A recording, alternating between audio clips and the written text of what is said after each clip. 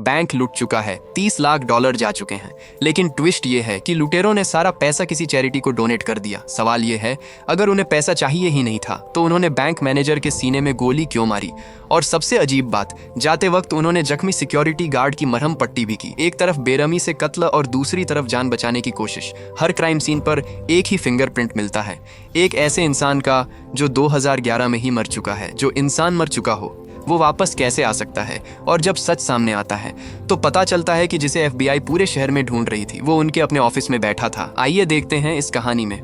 कहानी की शुरुआत में हम कुछ ऐसे लोगों को देखते हैं जो पहले स्पेशल एजेंट थे, लेकिन अब वही लोग मजबूरी में खतरनाक बैंक रॉबर्स बन चुके हैं। उनका लीडर बिना कोई हिचक दिखाए सीधे बैंक मैनेजर के सीने में गोली मार देता है, जिससे पूरे बैंक में अफरा तफरी मच जाती है। वहीं दूसरी तरफ बाकी रॉबर्स पहले से बनाए गए प्लान के अनुसार कुछ ही सेकंड्स में सभी सिक्योरिटी गार्ड्स को काबू में कर लेते हैं। उनकी आपसी समझ और तेज रफ्तार देखकर साफ लगता है कि उन्होंने इस काम की पूरी तैयारी पहले से कर रखी थी। उसी समय एक ब्लूटूथ स्पीकर बैंक के बीचों बीच फेंक दिया जाता है, जिसमें से आवाज आती है कि जल्दी से जल्दी लोग नीचे लेट जाओ और अपने हाथ जमीन पर रख दो। यह आवाज पूरे बैंक में गूंजने लगती है। रिकॉर्ड की हुई यह आवाज सुनते ही वहां मौजूद हर इंसान डर के मारे तुरंत उनकी बात मान लेते हैं, क्योंकि उन्हें लगता है कि अगर किसी ने जरा सी भी गलती की तो अगले ही पल उनकी जान जा सकती है। इसलिए कोई भी हिलने की हिम्मत नहीं करता। बैंक के एम्प्लॉइज भी डर के कारण कुछ नहीं कर पाते। वह जल्दी से तिजोरी खोल देते हैं और पूरी बैंक रॉबरी सिर्फ 2 मिनट के अंदर खत्म हो जाती है। इसके बाद लुटेरे वहां से $3 मिलियन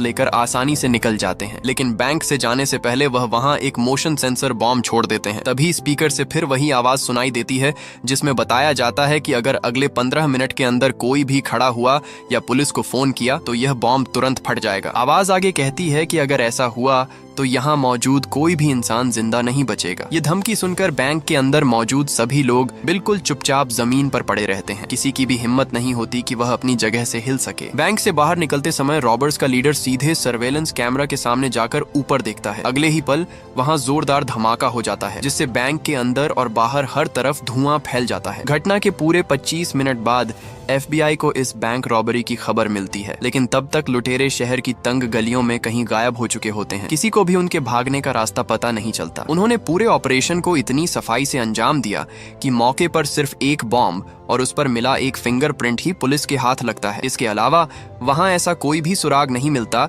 जिससे उनकी पहचान की जा सके। जब एक एजेंट पूरी घटना सेक्रेटरी जॉनथन को बताता है तो वह गहरी सोच में पड़ जाता है। आखिर जब रॉबर्स बैंक लूटने में सफल हो गए थे तो उन्होंने बैंक मैनेजर को क्यों मारा? जॉनथन को लगता है कि इस मर्डर के पीछे जरूर कोई बड़ा राज छिपा हुआ है। वह तुरंत सबूत इकट्ठा करके जांच शुरू करना चाहता है, लेकिन तभी उसका साथी बताता है कि पुलिस पहले ही वह बॉम्ब अपने साथ ले जा चुकी है। यह बात सुनते ही जॉनथन गुस्से से भर जाता है। वह बिना समय गंवाए सीधे पुलिस स्टेशन पहुंचता है और पुलिस चीफ ब्रायन से पूछता है कि उसने इस केस में दखल क्यों दिया और जो भी सुराग मिला है वह तुरंत उसके हवाले करे। अपने सीनियर के दबाव में ब्रायन मजबूरी में सारी जानकारी बता देता है। वह कहता है कि टेक्निकल डिपार्टमेंट ने फिंगरप्रिंट की जांच की और वह जेम्स नाम के एक आदमी का निकला। रिकॉर्ड के अनुसार जेम्स पहले यूनाइटेड स्टेट्स स्पेशल फोर्सेज में काम कर चुका था। साल 2011 में जेम्स और उसकी टीम पर लालच में आकर एक आदमी की किडनैपिंग करने और उसके परिवार से बड़ी रकम में पैसा मांगने का आरोप लगा था, लेकिन सौदा पूरा होने से पहले उनकी टीम के अंदर हुए झगड़े में उस बंधक की मौत हो गई। इसके बाद यूएस मिलिट्री को तुरंत कार्रवाई करने का आदेश मिला। जेम्स और उसकी पूरी टीम को ढूंढकर मौके पर ही मार गिराया गया। उस घटना में सिर्फ उसका छोटा भाई रेंजर ही जिंदा बच पाया। उसके बाद से उसकी जिंदगी पूरी तरह बदल गई। घटना के बाद पुलिस चीफ ब्रायन और उसकी टीम ने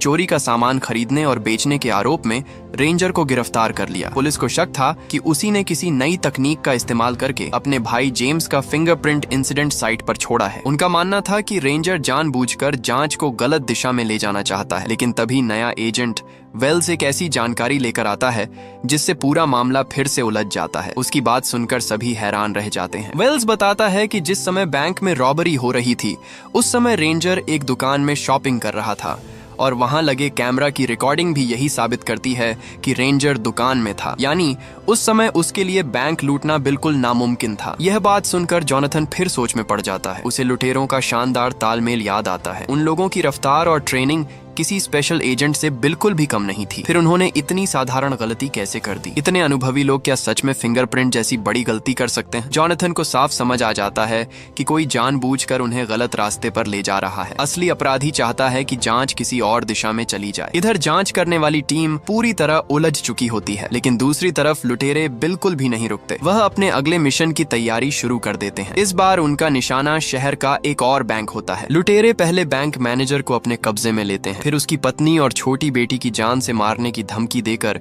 उसे अपनी बात मानने पर मजबूर कर देते हैं। परिवार की जान खतरे में देखकर मैनेजर के पास कोई दूसरा रास्ता नहीं बचता। मैनेजर अपने कान में एक छोटा ईयरपीस लगा लेता है और खुद को नॉर्मल दिखाने की कोशिश करता है। वह बैंक के अंदर पहुंच जाता है और उसके चेहरे पर डर साफ दिखाई देता है, लेकिन फिर भी वह किसी तरह खुद को संभाले रखता है। बैंक पहुंचने के बाद वह नाश्ता खरीदने का बहाना बनाकर अपने साथ काम करने वाले एम्प्लॉइज को बाहर भेज देता है। इसके बाद लुटेरों के बताए अनुसार वह तिजोरी खोल देता है और उनके लिए रास्ता साफ कर देता है। जैसे ही लुटेरों को पता चलता है कि तिजोरी खुल चुकी है, वह तुरंत बैंक की तरफ बढ़ जाते हैं। तभी उनकी मुलाकात एक महिला कर्मचारी से होती है जो बैंक से बाहर निकल रही होती है। उसे देखकर लुटेरे बिल्कुल नहीं घबराते। महिला जैसे ही उन्हें बैंक के अंदर जाते हुए देखती है, वह तुरंत अलार्म दबाने की कोशिश करती है, लेकिन उसी समय बैंक मैनेजर उसे रोक देता है। मजबूर होकर वह कुछ भी नहीं कर पाती और वहीं रुक जाती है। इसके बाद लुटेरे फिर वही पुराना तरीका अपनाते हैं। वह ब्लूटूथ स्पीकर बैंक के बीच में फेंक देते हैं। उसी रिकॉर्ड की हुई आवाज के साथ कुछ ही सेकंड्स में पूरे बैंक का कंट्रोल फिर से उनके कब्जे में आ जाता है। लेकिन इस बार उनका मकसद पैसे लूटना नहीं होता। वह तिजोरी में रखा एक भी पैसा नहीं लेते। उसकी जगह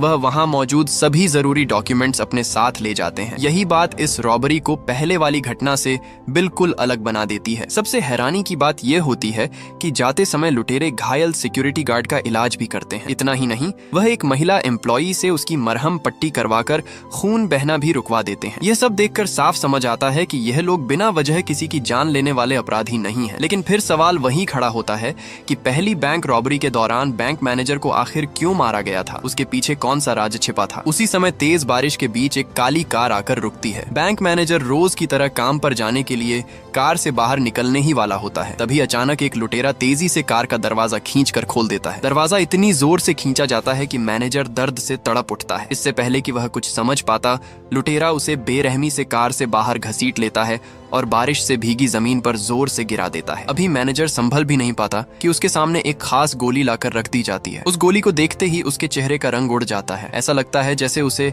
अपने पास्ट की कोई बेहद डरावनी बात याद आ गई हो। अगले ही पल एक तेज चाकू हवा को चीरते हुए सीधे उसके गले में घुस जाता है। उसके गले से निकला ताजा खून बारिश के पानी में मिलकर बहने लगता है। मैनेजर दर्द से तड़पता रहता है, लेकिन कोई उसकी मदद नहीं करता। लुटेरे उसकी हालत को चुपचाप देखते रहते हैं। उनकी आंखों में बदले की आग भी दिखाई देती है और किसी खोए हुए अपने की याद भी। कुछ देर बाद वही खास गोली बारिश के पानी के साथ जमीन पर गिर जाती है। वह गोली इस खूनी बदले की एक खामोश गवाह बन जाती है। दूसरी तरफ बैंक का मालिक जेफरी अपने 2 बैंकों में लगातार हुई रॉबरी की खबर सुनते ही गुस्से से आग बबूला हो जाता है। उसके लिए यह बहुत बड़ा झटका था। जेफरी के लिए $3 मिलियन की कोई खास कीमत नहीं थी, लेकिन तिजोरी से चोरी हुए डॉक्यूमेंट्स उसके लिए बेहद जरूरी थे, क्योंकि उन्हीं कागजों के पीछे एक ऐसा राज छिपा था जो सब कुछ बदल सकता था। इधर लगातार 2 बैंक रॉबरी होने के बाद सेक्रेटरी जॉनथन भी गहरी परेशानी में था। फिंगरप्रिंट वाली गोली के अलावा लुटेरों ने कोई दूसरा सुराग नहीं छोड़ा था। इससे जांच आगे बढ़ाना बेहद मुश्किल हो चुका था। जॉनथन को सबसे ज्यादा हैरानी इस बात की थी कि यही लोग एक बैंक मैनेजर को बेरहमी से मार देते हैं और दूसरी तरफ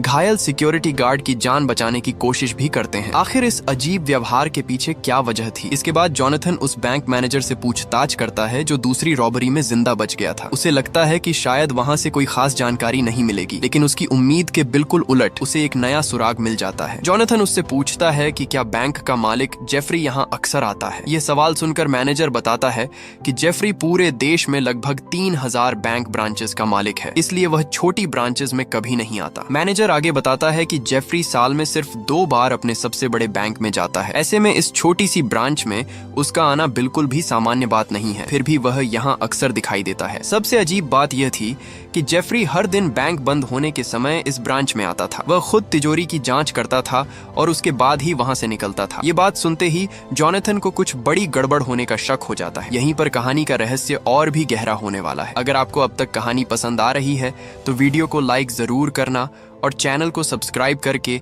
बेल आइकॉन भी दबा देना ताकि ऐसी जबरदस्त फिल्मों की कहानी आप सबसे पहले देख सकें। अब देखते हैं जेफरी आखिर तिजोरी में ऐसा क्या छिपा कर रखता था। जोनाथन के मन में लगातार यही सवाल घूम रहा होता है कि आखिर जेफरी हर दिन इस छोटी सी ब्रांच की तिजोरी क्यों देखता था। तभी उसका एक साथी तेजी से वहां पहुंचता है और एक चौंका देने वाली जानकारी देता है। वह बताता है कि $3 मिलियन के सभी नोटों के सीरियल नंबर की जांच की गई है। जांच में पता चला कि लूटे गए सारे पैसे किसी चैरिटी को दान कर दिए गए हैं। ये खबर सुनकर जोनाथन पूरी तरह हैरान रह जाता है। इतनी इंपॉर्टेंट जानकारी होने के बावजूद पुलिस चीफ ब्रायन ने उसे इसकी खबर नहीं दी थी। अब जोनाथन का सब्र जवाब दे देता है। वह तुरंत नए एजेंट वेल्स को ब्रायन के साथ मिलकर इस केस की जांच करने का आदेश देता है। उधर टेक्निकल डिपार्टमेंट गोली पर मिले फिंगरप्रिंट की फिर से जांच करता है, लेकिन इस बार भी रिपोर्ट में वही नाम सामने आता है। फिंगरप्रिंट फिर से जेम्स का ही निकलता है। यह देखकर जोनाथन और भी उलझ जाता है। जोनाथन अच्छी तरह जानता था कि जो इंसान मर चुका है वह वापस नहीं आ सकता, लेकिन दोनों बैंक रॉबरीज में छोड़े गए सुराग बार बार जेम्स की तरफ ही इशारा कर रहे थे। आखिर इसके पीछे कौन सा छिपा हुआ सच था? अपने मन के सभी सवालों को दबाकर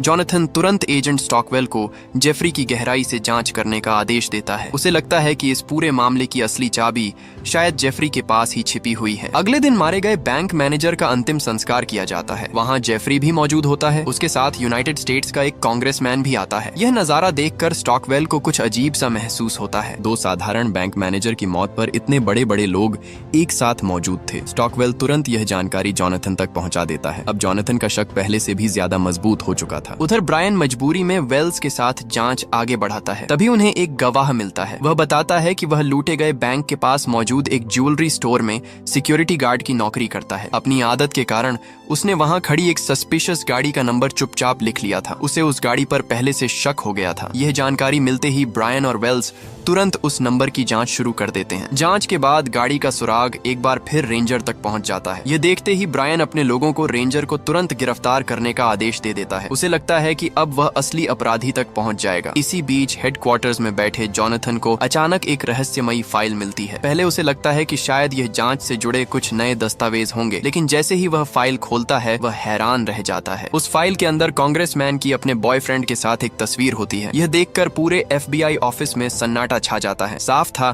कि यह तस्वीर किसी ने जानबूझकर जोनाथन तक पहुंचाई थी। अब जोनाथन पहले मिले सभी सुरागों को जोड़ता है और फैसला करता है कि उसे जेफरी से आमने सामने बात करनी होगी। उसे पूरा यकीन होने लगता है कि इस पूरे खेल के पीछे कोई बहुत बड़ा राज छिपा हुआ है। अगले दिन जोनाथन सीधे बैंक के हेडक्वार्टर्स पहुंचता है और जेफरी से मिलने की मांग करता है। मुलाकात शुरू होते ही वह जेफरी के छोटे भाई का जिक्र करता है जिसकी कई साल पहले हुए अपहरण के दौरान मौत हो गई थी। जोनाथन बताता है कि रिकॉर्ड के अनुसार जेफरी का छोटा भाई उसी किडनैपिंग का शिकार था, लेकिन यह बात सुनकर भी जेफरी के चेहरे पर कोई घबराहट नहीं दिखाई देती। वह पूरे समय बिल्कुल शांत और सामान्य बना रहता है। जोनाथन उसकी आंखों में देखकर अगला सवाल पूछता है। वह कहता है कि तुमने अपने दोस्तों से जुड़े उन सीक्रेट डॉक्यूमेंट्स को आखिर छिपाकर क्यों रखा? यह सुनते ही जेफरी के चेहरे का रंग बदल जाता है। जेफरी तुरंत समझ जाता है कि जोनाथन सिर्फ उससे मुलाकात करने नहीं आया। उसे अंदाजा हो जाता है कि FBI उसकी सच्चाई के काफी करीब पहुंच चुकी है, इसलिए वह बिना कुछ कहे सिक्योरिटी को अंदर बुला लेता है। जेफरी अपने सिक्योरिटी गार्ड्स को आदेश देता है कि जोनाथन को तुरंत हेडक्वार्टर्स से बाहर निकाल दिया जाए। इस तरह दोनों की बातचीत किसी नतीजे पर पहुंचे बिना ही खत्म हो जाती है। उधर लुटेरे अपने तीसरे मिशन की तैयारी पूरी कर चुके होते हैं। इस बार उनका निशाना कोई छोटी ब्रांच नहीं बल्कि बैंक का मेन हेडक्वार्टर्स होता है। यह अब तक की सबसे मुश्किल और सबसे खतरनाक रॉबरी होने वाली थी। हमेशा की तरह इस बार भी सभी लुटेरे अपनी अपनी जिम्मेदारी अच्छी तरह जानते थे। वह एक दूसरे को कवर देते हुए तेजी से बैंक के मेन लॉबी के अंदर पहुंच जाते हैं। उनका हर कदम पहले से तय योजना के अनुसार होता है। उस समय बैंक के अंदर सिक्योरिटी पहले से कहीं ज्यादा होती है। चारों तरफ ग्राहक अपने काम में लगे होते हैं। इतनी भीड़ के बीच रॉबरी को अंजाम देना पहले की दोनों घटनाओं से कहीं ज्यादा मुश्किल था। फिर भी लुटेरे बिना घबराए आगे बढ़ते हैं। वह केबल की मदद से बैंक के बीच वाले सुरक्षित हिस्से में पहुंचने की तैयारी करने लगते हैं। तभी अचानक जोनाथन भी वहां पहुंच जाता है। जोनाथन जोर से चिल्लाकर सभी लोगों को सावधान करता है। उसकी आवाज सुनते ही पूरे बैंक में अफरा तफरी मच जाती है। ग्राहक चीखने लगते हैं और हर तरफ भगदड़ शुरू हो जाती है। इस मौके का फायदा उठाकर लुटेरे तुरंत एक सिक्योरिटी गार्ड को बंधक बना लेते हैं। तभी अचानक जेफरी भी वहां पहुंच जाता है। उसे देखते ही लुटेरों की आंखों में गुस्सा और बदले की आग साफ दिखाई देने लगती है। उसी दौरान गलती से एक गोली चल जाती है और वह बंधक बने सिक्योरिटी गार्ड को लग जाती है। मौका मिलते ही जोनाथन भी जवाबी फायर करता है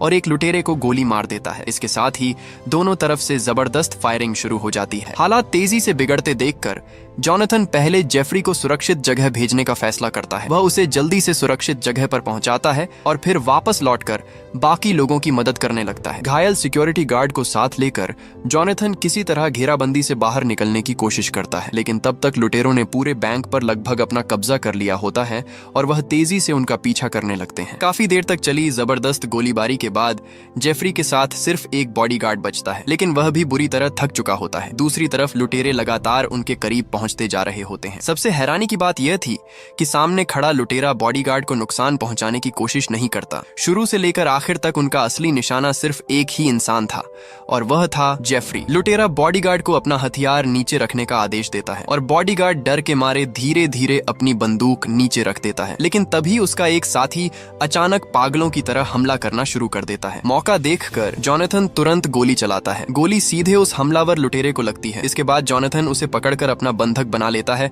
ताकि बाकी लुटेरों को रोका जा सके। अपने साथी को बंधक बनता देखकर दूसरा लुटेरा तुरंत एक महिला एम्प्लॉई को पकड़ लेता है। अब दोनों तरफ एक एक बंधक होता है। कुछ देर बातचीत के बाद दोनों पक्ष कैदियों की अदला बदली करने पर राजी हो जाते हैं। जॉनथन अच्छी तरह जानता था कि अगर उसने लुटेरे को छोड़ दिया तो शायद वह खुद जिंदा नहीं बचेगा, लेकिन उसके पास कोई दूसरा रास्ता भी नहीं था, इसलिए वह समझौता मान लेता है। हैरानी की बात यह होती है कि लुटेरा अपना वादा निभाता है। वह जॉनथन को सुरक्षित जाने देता है और अपने साथियों को भी गोली न चलाने का आदेश देता है। इसके बाद सभी लुटेरे तेजी से वहां से निकल जाते हैं। घटना खत्म होते ही FBI पूरे इलाके को घेर लेती है। मारे गए लुटेरे की डेड बॉडी की पूरी जांच की जाती है, लेकिन वहां से भी ऐसा कोई सुराग नहीं मिलता जिससे उसकी पहचान की जा सके। बाद में टेक्निकल डिपार्टमेंट की लाश की जांच करता है। तब पता चलता है कि उसने अपने फिंगरप्रिंट्स आग से पूरी तरह जला दिए थे। इतना ही नहीं, उसने अपने सभी दांत भी निकलवा दिए थे। उसने अपनी पहचान से जुड़ी हर चीज पहले ही मिटा दी थी। उसकी मिलिट्री ट्रेनिंग और बाकी सबूतों को देखकर एजेंट यही अंदाजा लगाते हैं कि यह पूरा गैंग पहले स्पेशल OPS का हिस्सा रह चुका है। एक बार फिर जांच पूरी तरह रुक जाती है। किसी के पास आगे बढ़ने के लिए कोई नया सुराग नहीं होता। तभी ब्रायन को उसके एक साथी का फोन आता है कि रेंजर का पता चल गया है। यह खबर मिलते ही ब्रायन और वेल्स तुरंत बताए गए पते पर पहुंच जाते हैं, लेकिन वहां उन्हें रेंजर नहीं मिलता। घर के अंदर सिर्फ उसकी भाभी मार्था मौजूद होती है। मार्था बताती है कि जेम्स की मौत के बाद जब भी रेंजर उनसे मिलने आता है तो वह हमेशा उसके और बच्चों के लिए पैसे छोड़कर जाता है ताकि उनका गुजारा ठीक से चलता रहे। ब्रायन को लगता है कि आज भी वह खाली हाथ लौटेगा। तभी उसके साथी का एक और फोन आता है। वह बताता है कि रेंजर को एक पुराने घर के पास देखा गया है और हो सकता है कि चोरी के पैसे वहीं छिपाए गए हों। लेकिन ब्रायन यह जानकारी वेल्स से छिपा लेता है क्योंकि उसकी अपनी जिंदगी में भी एक बहुत बड़ी परेशानी चल रही होती है। उसकी पत्नी लंबे समय से कैंसर जैसी गंभीर बीमारी से जूझ रही थी। अपनी छोटी सी नौकरी की वजह से ब्रायन इतना पैसा नहीं कमा पाता कि अपनी पत्नी का महंगा इलाज करा सके। पत्नी का दर्द याद आते ही उसकी आंखों में मजबूरी साफ दिखाई देने लगती है और आखिरकार वह एक बड़ा फैसला कर लेता है। अगले दिन जॉनथन को फिर से एक गुमनाम फाइल मिलती है। उसे देखकर वह तुरंत समझ जाता है कि यह भी उसी रहस्यमयी गैंग ने भेजी है, लेकिन इस बार फाइल के अंदर जो कुछ होता है उसे देखकर उसके होश उड़ जाते हैं। उस फाइल में जेफरी का पूरा क्रिमिनल रिकॉर्ड मौजूद होता है। कई सालों से छिपा हुआ उसका सबसे बड़ा राज अब पूरी तरह सामने आ चुका था। यह सच्चाई पूरे मामले की दिशा बदल देती है। असल में कई साल पहले हुई किडनैपिंग्स का प्लान जेफरी ने खुद ही रचाया था। उसका मकसद अपने ही छोटे भाई को रास्ते से हटाकर परिवार की पूरी प्रॉपर्टी पर कब्जा करना था। अपनी योजना को सफल बनाने के लिए जेफरी ने आर्मी के एक बड़े अधिकारी को रिश्वत दी। इसके बाद एक नकली काउंटर टेररिज्म ऑर्डर तैयार किया गया और जेम्स की आर्मी स्पेशल फोर्सेस यूनिट को तुरंत कार्रवाई करने का आदेश मिला। आदेश मिलते ही जेम्स और उसकी टीम बिना समय गंवाए बताए गए ठिकाने पर पहुंच गई। उन्हें विश्वास था कि वहां खतरनाक आतंकवादी छिपे हुए हैं, इसलिए उन्होंने तुरंत पूरे घर पर हमला बोल दिया। लेकिन मिशन पूरा होने के बाद जब उन्होंने अंदर देखा तो उनके पैरों तले जमीन खिसक गई। जिन लोगों को उन्होंने आतंकवादी समझकर मार दिया था वे सभी निहत्थे कॉलेज स्टूडेंट्स थे। सबसे बड़ा झटका तब लगा जब उन्हें पता चला कि उन्हीं लोगों में जेफरी का अपना छोटा भाई भी मौजूद था। पूरी टीम को यकीन ही नहीं हुआ कि उनसे इतनी भयानक गलती कैसे हो गई। जेम्स और उसके साथी समझ गए कि इस मिशन में कुछ बहुत बड़ा झूठ छिपा है, इसलिए उन्होंने तुरंत अपने अधिकारियों को इसकी जानकारी देने का फैसला किया, लेकिन उन्हें सच जानने का मौका ही नहीं मिला। सच्चाई सामने आने से पहले ही दूसरी स्पेशल फोर्सेस टीम ने उन पर घात लगाकर हमला कर दिया। चारों तरफ से गोलियां चलने लगीं और जेम्स की टीम पूरी तरह घिर गई। दूसरी टीम पूरी मिलिट्री ट्रेनिंग के साथ लड़ रही थी, जबकि जेम्स और उसके साथी इस हमले के लिए बिल्कुल तैयार नहीं थे। दुश्मनों की भारी गोलीबारी के सामने उनकी टीम का एक एक सदस्य गिरता चला गया। यहीं से जेफरी की पूरी साजिश सामने आने लगती है। उसने अपने प्रभाव और पैसों का इस्तेमाल करके कांग्रेसमैन को भी खरीद लिया था ताकि अपने भाई की मौत के बाद परिवार की सारी प्रॉपर्टी आसानी से उसके नाम हो जाए। इसके बाद जेफरी ने अपने ऊंचे अधिकारियों को भी रिश्वत दी और जेम्स की पूरी टीम को गद्दार घोषित करवा दिया ताकि उसकी असली साजिश हमेशा के लिए छिपी रहे और कोई भी उस तक कभी ना पहुंच सके। अपनी योजना को पूरी तरह सुरक्षित बनाने के लिए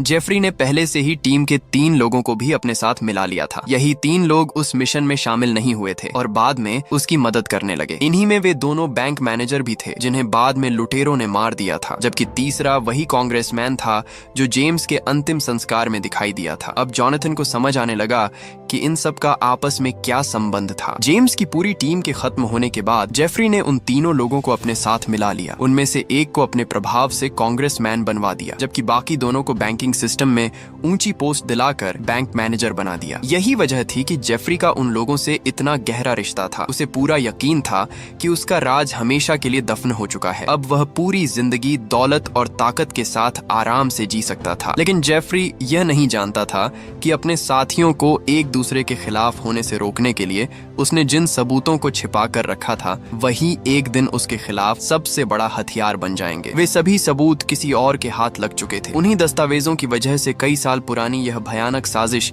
एक बार फिर दुनिया के सामने आने लगी। अब हर छिपा हुआ सच धीरे धीरे बाहर आ रहा था। पूरी सच्चाई जानने के बाद जॉनथन भी तुरंत अपना नया प्लान तैयार करता है। उसे शक होता है कि रेंजर का बैंक रॉबरी से जरूर कोई संबंध है। साथ ही मार्था को दिए जाने वाले पैसे भी शायद उसी रॉबरी की रकम है। जॉनथन तुरंत वेल्स और स्टॉकवेल को रेंजर की इसी कड़ी से जांच आगे बढ़ाने का आदेश देता है। उसे विश्वास था कि अब मामला जल्द ही अपनी मंजिल तक पहुंच जाएगा। दूसरी तरफ ब्रायन लगातार रेंजर पर नजर रखे हुए था। उसकी निगरानी के दौरान यह पक्का हो जाता है कि चोरी की रकम सच में उसी पुराने घर में छिपा कर रखी गई है। ये बात पता चलते ही ब्रायन और उसका साथी फैसला करते हैं कि सुबह होते ही वह वहां पहुंचकर पूरी रकम अपने कब्जे में ले लेंगे। लेकिन उनके मन में क्या चल रहा था यह अभी किसी को पता नहीं था। इधर जैसे जैसे जांच आगे बढ़ती है वैसे वैसे कई साल पुराना सच टीवी चैनल्स पर दिखाया जाने लगता है। जेम्स और उसकी टीम पर लगा गद्दारी का दाग आखिरकार पूरी दुनिया के सामने साफ हो जाता है। टीवी पर यह खबर देखकर जेफरी समझ जाता है कि अब उसका बचना मुश्किल है। वह जल्दी जल्दी अपना सामान पैक करता है और देश छोड़कर भागने की तैयारी शुरू कर देता है। उधर जॉनथन भी उसके इरादे को समझ चुका था। एक तरफ वह वेल्स को जेफरी के नाम पर दर्ज सभी प्लेन्स की जांच करने का आदेश देता है ताकि वह भाग ना सके। दूसरी तरफ वह खुद जेम्स की गर्लफ्रेंड के पास जाने का फैसला करता है क्योंकि उसे हमेशा से शक था कि जेम्स अभी भी जिंदा है। सुबह होते ही ब्रायन अपने पुराने साथियों से मिलने पहुंच जाता है, लेकिन इतने समय से अपने अंदर पल रही गिल्टी फीलिंग को वह अब और सहन नहीं कर पाता और आखिरकार उसका ज़मीर जाग जाता है। ब्रायन अपने दोनों साथियों को समझाने की कोशिश करता है कि अभी भी देर नहीं हुई है। वह चाहते तो वापस सही रास्ते पर लौट सकते हैं, लेकिन पैसों का लालच उनकी आंखों पर पूरी तरह पर्दा डाल चुका था। दोनों साथी ब्रायन की एक भी बात नहीं सुनते। वह किसी भी कीमत पर अपने इरादे से पीछे हटने को तैयार नहीं होते। इसी दौरान दूसरी तरफ जॉनथन उस बार में पहुंच जाता है जहां जेम्स की गर्लफ्रेंड काम करती थी। वहीं जॉनथन की मुलाकात जेम्स से होती है। उसे अपने सामने जिंदा देखकर जॉनथन का पुराना शक सच साबित हो जाता है। जेम्स सच में मरा नहीं था, बल्कि इतने सालों से छिपकर अपनी जिंदगी जी रहा था। इसके बाद जेम्स को फेडरल ब्यूरो ऑफ इन्वेस्टिगेशन ले जाया जाता है। जॉनथन उससे पूछताछ शुरू करता है। उसे शक था कि बदला लेने के लिए जेम्स ही इस पूरे गैंग का लीडर बन गया है, लेकिन जेम्स इस आरोप को पूरी तरह मना कर देता है। वह साफ कहता है कि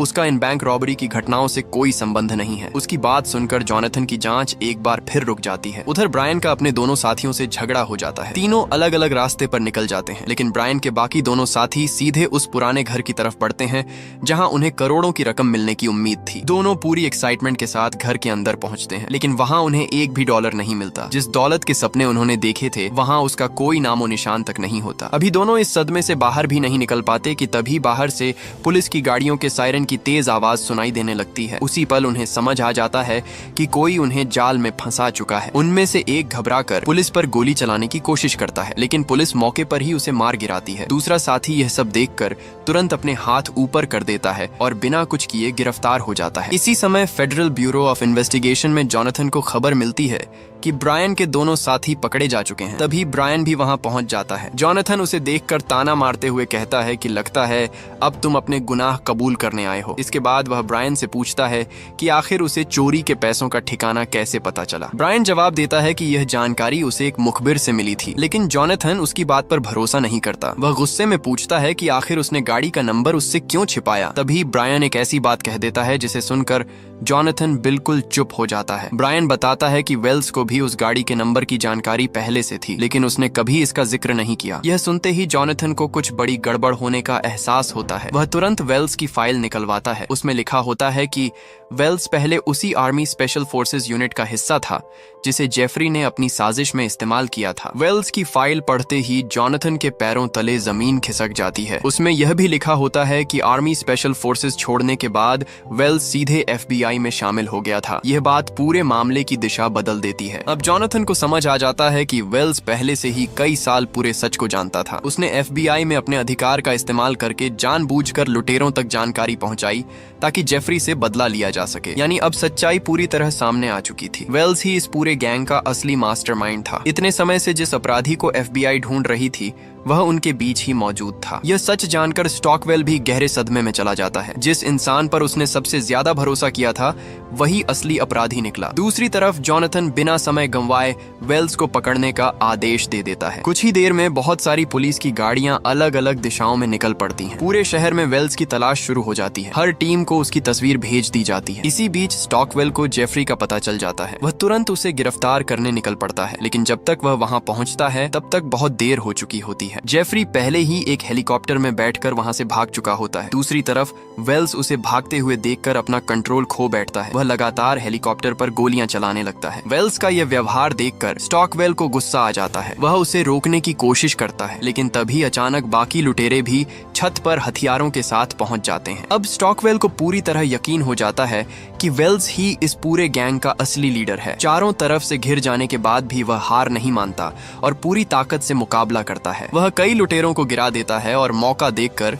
वेल्स को जमीन पर पटक देता है। इतने दिनों तक धोखा खाने का गुस्सा उसके मुक्कों में साफ दिखाई देता है और वह लगातार वेल्स पर हमला करता रहता है। ये देखकर वेल्स के साथी तुरंत अपनी राइफल तान लेते हैं, लेकिन वह स्टॉकवेल को मारते नहीं बल्कि उसे बेहोश कर देते हैं। उसी समय पुलिस की काफी गाड़ियां सायरन बजाते हुए वहां पहुंच जाती हैं। जॉनथन भी हाथ में बंदूक लेकर तेजी से छत पर पहुंचता है, लेकिन वह फिर एक बार देर कर चुका होता है। वहां सिर्फ घायल स्टॉकवेल मिलता है, जबकि वेल्स और उसके सभी साथी वहां से गायब हो चुके होते हैं। इस घटना के बाद ब्रायन पूरी तरह बदल जाता है। उसे वेल्स की कार में देखा हुआ एक नक्शा याद आता है। उसी याद के सहारे वह उस जगह तक पहुंच जाता है जहां वेल्स चोरी के पैसों को दूसरी जगह ले जा रहा होता है। ब्रायन को वहां देखकर वेल्स उसे तुरंत वहां से चले जाने के लिए कहता है, लेकिन ब्रायन अब पहले वाला इंसान नहीं रहा था। अपनी पत्नी की बिगड़ती हालत और अपने किए हुए पाप उसे अंदर से तोड़ चुके थे। ब्रायन कहता है कि उसकी गलतियों की वजह से ही सब कुछ इस मोड़ तक पहुंचा है। अब उसके पास खोने के लिए कुछ भी नहीं बचा। वह सिर्फ अपने अपराधों की माफी मांगना चाहता है और एक पुलिस अधिकारी होने का अपना फर्ज निभाना चाहता है। ब्रायन की बात सुनकर भी वेल्स पीछे नहीं हटता। आखिरकार वह अपनी बंदूक उठा लेता है, लेकिन ट्रिगर दबाने से ठीक पहले उसके मन में जबरदस्त संघर्ष शुरू हो जाता है। कुछ पल सोचने के बाद वेल्स ब्रायन को गोली नहीं मारता। इसके बजाय वह पुलिस को ब्रायन की लोकेशन भेज देता है और खुद जेफरी का पीछा करने के लिए वहां से निकल जाता है। दूसरी तरफ जॉनथन भी जेफरी की तलाश छोड़ने को तैयार नहीं था। कई महीनों तक लगातार इन्वेस्टिगेशन करने के बाद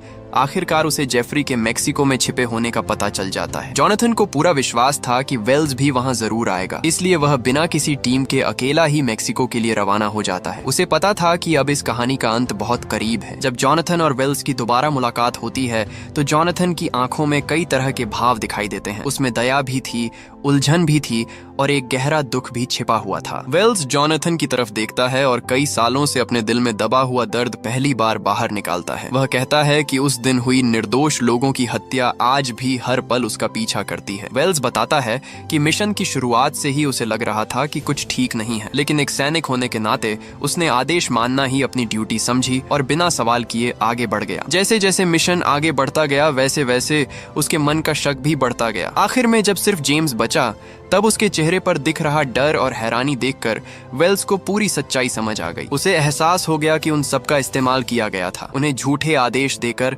निर्दोष लोगों और अपने ही साथियों को मरवाया गया था। ये सच्चाई जानने के बाद उन्होंने जेम्स की जान बचाने का फैसला किया। उन्होंने सबके सामने ऐसा दिखाया जैसे जेम्स मर चुका हो, लेकिन असल में उसे छिपाकर वहां से निकाल लिया गया। इसी वजह से जेम्स इतने सालों तक जिंदा रह सका। वेल्स कहता है कि इस लड़ाई में कोई भी जीत नहीं पाया। जेम्स अपनी पहचान खो बैठा और एक बहादुर सैनिक होते हुए भी अंधेरे में छिपकर जीने को मजबूर हो गया। वहीं बाकी सभी साथी हर दिन अपराध बोध में जलते रहे। वह आगे कहता है कि इस पूरी घटना की जड़ सिर्फ जेफरी की लालच भरी लड़ाई थी, इसीलिए उसे उसके हर अपराध की सजा मिलनी ही चाहिए। अब उनके लिए बदला लेना ही आखिरी रास्ता बचा था। जॉनथन वेल्स की पूरी बात सुनने के बाद भी शांत नहीं रह पाता। वह उससे पूछता है कि जिन बेगुनाह लोगों की जान चली गई उनका क्या कसूर था, क्या उन्हें इंसाफ नहीं मिलना चाहिए। जॉनथन की यह बात बार बार वेल्स के कानों में गूंजने लगती है। वेल्स टूटती हुई आवाज में सफाई देने की कोशिश करता है। वह कहता है कि सिक्योरिटी गार्ड को मारना उसका इरादा नहीं था। उस समय हालात ऐसे बन गए थे कि उसके पास कोई दूसरा रास्ता नहीं बचा था। वेल्स के चेहरे पर डर और पछतावा साफ दिखाई दे रहा था। उसे देखकर जॉनथन भी समझ जाता है कि इतने सालों से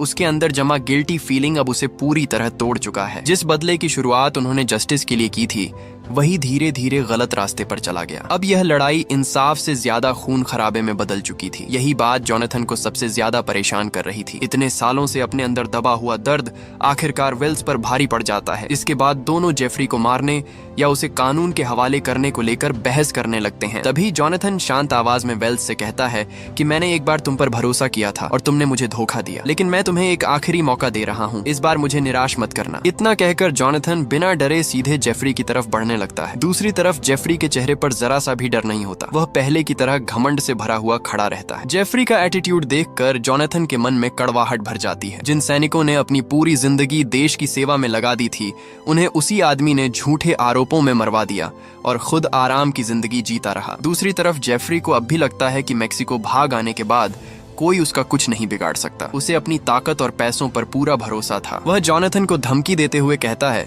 कि अगर उसने उसे छूने की भी कोशिश की तो पूरे मेक्सिको में उसके खिलाफ भारी इनाम वाला वांटेड नोटिस लगा दिया जाएगा। लेकिन जॉनथन उसकी धमकियों की बिल्कुल परवाह नहीं करता। जैसे ही उसे वह सेफ मिल जाता है जिसकी उसे तलाश थी, वैसे ही जेफरी को अपने सभी अपराधों की कीमत चुकानी पड़ती है। यह सब देखकर वहां मौजूद लोग डर के मारे इधर उधर भागने लगते हैं। उसी समय जेफरी का बॉडीगार्ड अपने मालिक को घायल देखकर तुरंत बंदूक निकालता है और जॉनथन पर गोली चलाने की कोशिश करता है। लेकिन इससे पहले कि वह गोली चला पाता, वेल्स उसे देख लेता है और तुरंत गोली मारकर उसे वहीं गिरा देता है। अगले ही पल जॉनथन अपनी बंदूक वेल्स की तरफ तान देता है। जॉनथन जानता था कि वेल्स ने जस्टिस के लिए लड़ाई शुरू की थी, लेकिन वह अपने रास्ते से भटक चुका था और अब उससे कई ऐसी गलतियां हो चुकी थीं जिन्हें कभी माफ नहीं किया जा सकता था। दोनों एक दूसरे पर बंदूक ताने खड़े रहते हैं। तभी अचानक वेल्स अपनी बंदूक नीचे कर देता है और बिना कुछ कहे वहां से चलने लगता है। वह अपना फैसला पूरी तरह जॉनथन पर छोड़ देता है। धीरे धीरे वेल्स अंधेरे से निकलकर दूर दिखाई दे रही रोशनी की तरफ बढ़ने लगता है। ऐसा लगता है जैसे इतने सालों से उसके मन पर पड़े अपराध बोध के सारे बंधन आखिरकार टूट चुके हों। जॉनथन काफी देर तक उसे जाता हुआ देखता रहता है, फिर वह भी धीरे से अपनी बंदूक नीचे कर देता है। इसी के साथ यह कहानी यहीं खत्म होती है। तो दोस्तों, आपको यह वीडियो कैसी लगी कमेंट में जरूर बताइए। वीडियो को लाइक करें और फिल्म लिपि चैनल को सब्सक्राइब करें। साथ ही बेल आइकन दबाना मत भूलिए ताकि हर नई आने वाली वीडियो सबसे पहले आप तक पहुंच सके।